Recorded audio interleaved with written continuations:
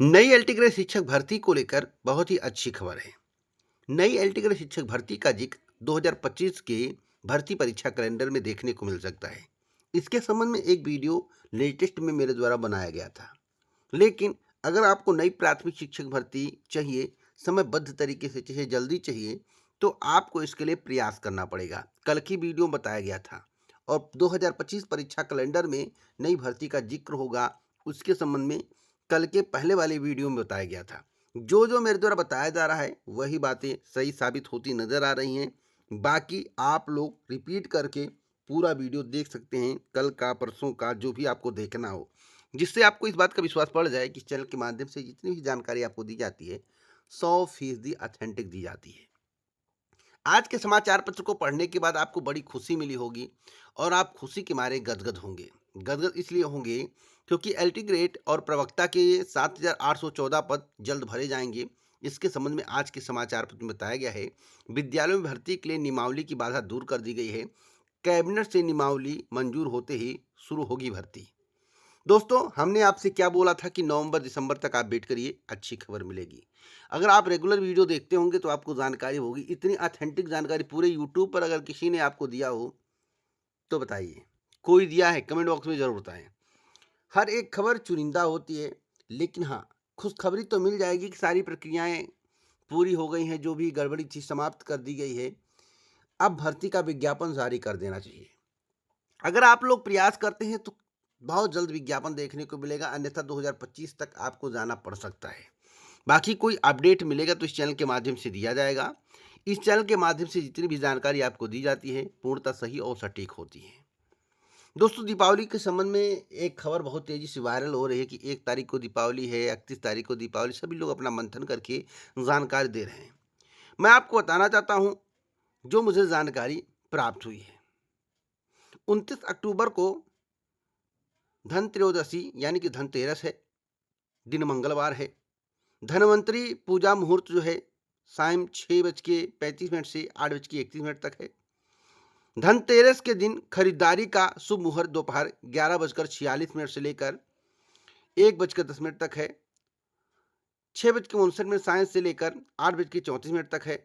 नरक चतुर्दशी के बारे में आपको मालूम होगा, मुझे बताने की आवश्यकता नहीं है, 30 अक्टूबर को है।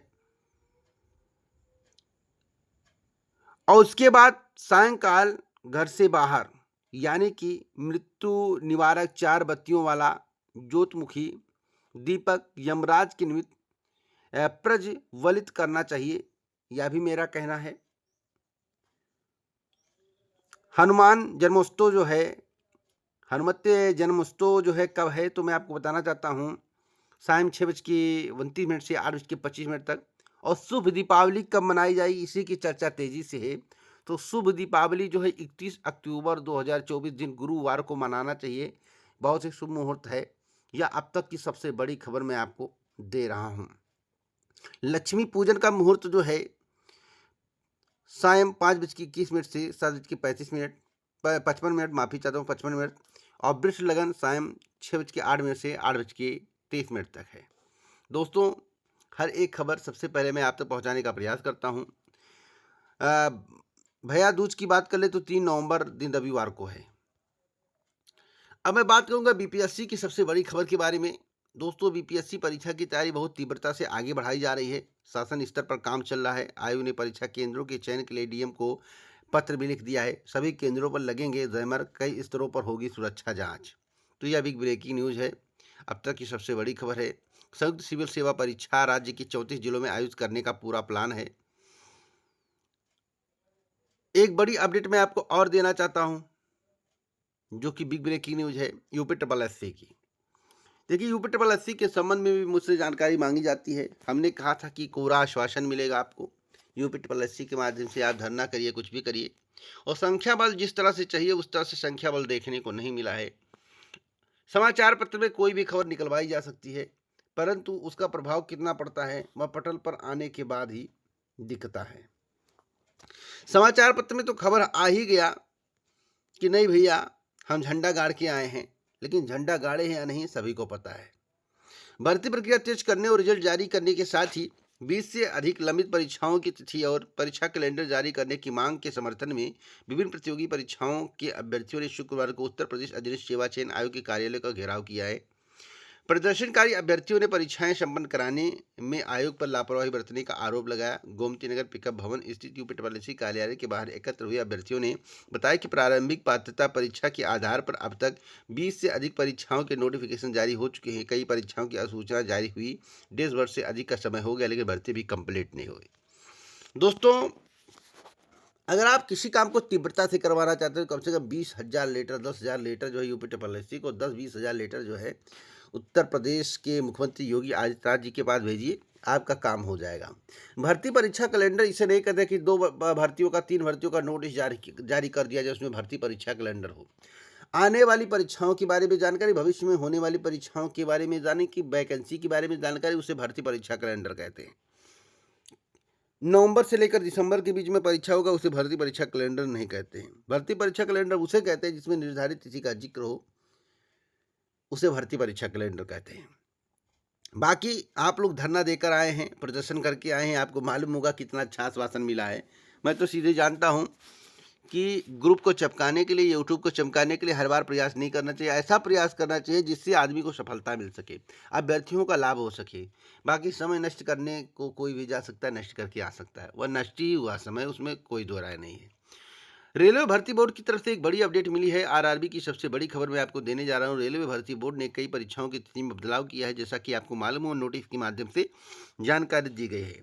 एएलपी 25 से 29 नवंबर, आरपीएफ एसआई 2 से 12 दिसंबर, टेक्नीशियन के 18 से 29 दिसंबर और जेई अन्य परीक्षाओं को आयोजित किया जाएगा 13 से 17 दिसंबर। यह बिग ब्रेकिंग न्यूज है। आप आरआरबी की आधिकारिक वेबसाइट पर जाकर जो है नोटिस को देख सकते हैं। अब मैं बात करूंगा बिग ब्रेकिंग न्यूज के बारे में, यूपीपीसीएस 2024 को लेकर। यूपीपीसीएस 2024 प्री परिवर्तन का मामला ढीला पड़ गया है। आपको मालूम होगा 7 और 8 तारीख को परीक्षा कराने के लिए आयोग युद्ध स्तर पर कार्य कर रहा है। हमने कहा था लगातार प्रयास करेंगे तो आपको उसका लाभ मिलेगा, और जब आपने प्रयास किया तो लाभ मिला। आखिरकार अध्यक्ष को नहीं तो सचिव को ही कहना पड़ा कि भैया हम कोई आधिकारिक तिथि नहीं जारी किए हैं, आप कैसे मान लिए कि 7 और 8 तारीख को परीक्षा होगा। इसका मतलब कि आयोग बैक फुट पर आ गया था। लेकिन आप लोग जैसे लगता है कि खिचड़ी खा के सो गए हैं, लिट्टी चोखा खा के सो गए हैं। ऐसा काम मत करिए, सोइए मत, नहीं तो सोएंगे तो परीक्षा हो जाएगा। अगर आपको परीक्षा तिथि में परिवर्तन कराना है, एक पाली में परीक्षा कराना, वनडे एग्जाम करवाना है, एक दिन में परीक्षा करवाना है, या फिर आरओ के अभ्यर्थी प्रयास कर रहे हैं कि भैया उनकी भी एक दिन में परीक्षा हो जाए, तो सभी को एकजुट होकर अपने बैनर को ऐसे दिखाना है। अब आरओ का एग्जाम पर कोई प्रक्रिया क्यों नहीं आया? इसलिए नहीं आया क्योंकि सबसे ज़्यादा पीसीएस का बैनर दिख रहा था, आरओ का बैनर नहीं दिख रहा था। अब आयोग थोड़ा ना सोचेगा कि इसमें आरओ वाले भी हैं और पीसीएस वाले दोनों अभ्यर्थी हैं, नहीं।